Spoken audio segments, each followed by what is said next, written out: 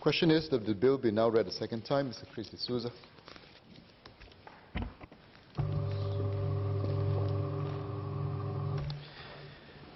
Sir, this bill makes our regime against harassment and spreading falsehoods more effective. The legal protection from harassment is as relevant today as when the Protection from Harassment Act was first enacted in 2014.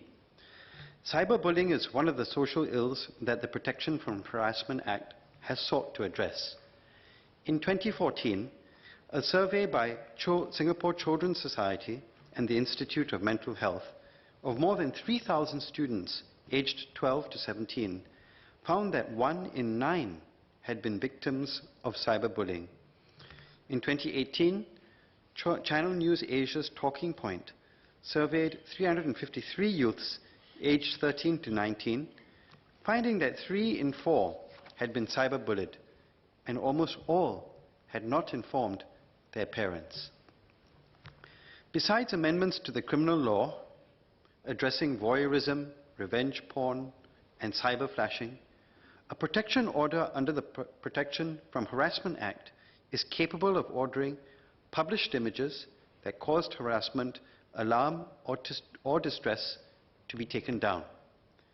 There are several commendable features of this bill. First, Clause 22 makes contravening a protection order an arrestable offence in certain circumstances. This should be welcomed as it would allow for a prompter response, especially when someone is at risk of getting hurt.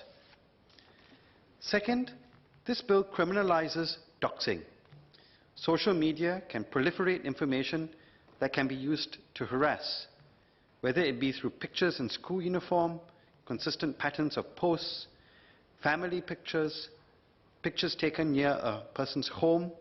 The point is, there is a lot of information online that can be pieced together at strategic times to harass a person, his family, or her family.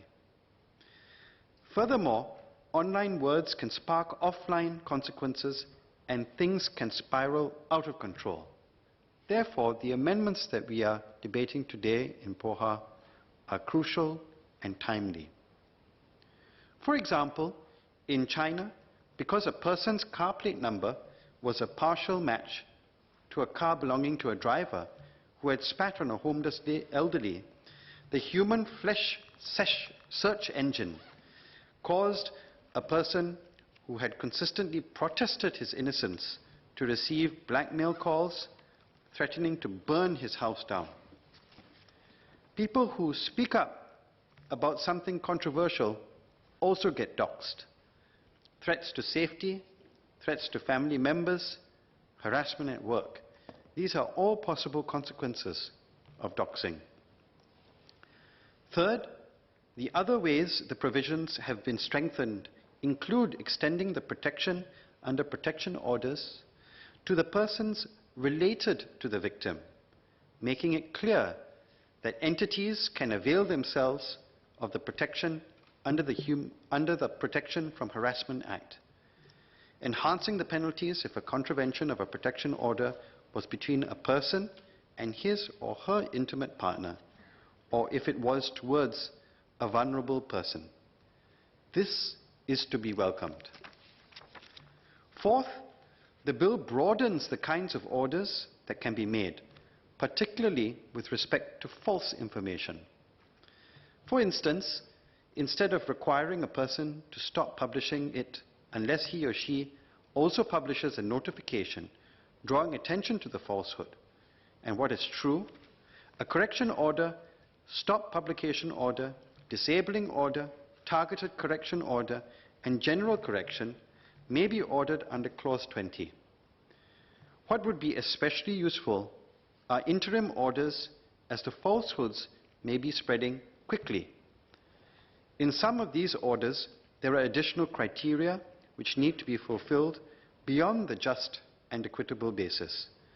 For example, in the new Section 15E, a general correction order requires that the publication of the false statement of fact must have caused or is likely to cause serious harm to the reputation of the subject. for an interim disabling order in the new section AA, the additional requirement is that it has caused or is likely to cause the subject harm. Here, I seek a clarification of the SMS. Is the harm in this section limited to physical harm, or would it extend to other forms of harm? Here, I would point out that there is a specialized definition of harm only for the new section 8A in clause 10E, which is, I quote, any physical harm, harassment, alarm or distress, or being caused to believe that unlawful violence will be used against the victim, unquote. On the topic of general correction orders, which I raised above, the bill will allow general correction orders to be made against third parties, such as internet intermediaries. Therefore, it could be envisioned that expenses may be incurred by such third parties in complying with and adhering to such orders. Thus, my question is, does the bill ensure that such third parties are not put out of pocket while trying to comply with these orders? The fifth point, sir, is more of a clarification than a position. It is to be noted that the current Section 15 already has the phrase statement of fact. This section will be repealed in Clause 20. Is the meaning of statement of fact in Clause 3 meant to be different from how statement of fact is to be understood in the current Section 15? Sixthly, this bill makes the overall process quicker and more accessible, primarily by setting up the Protection from Harassment Court, governed by its own rules of procedure and evidence per Clause 24H. There are several features of the bill which make it easier for litigants in person. For example, the proposed Section 13B mandates that the court explains to the respondent in ordinary language the purpose and effect of a mandatory treatment order, consequences if the respondent fails to comply. Beyond these useful initiatives, are there any other measures in place to ensure that victims of harassment and abuse are given sufficient assistance when they approach the courts for help?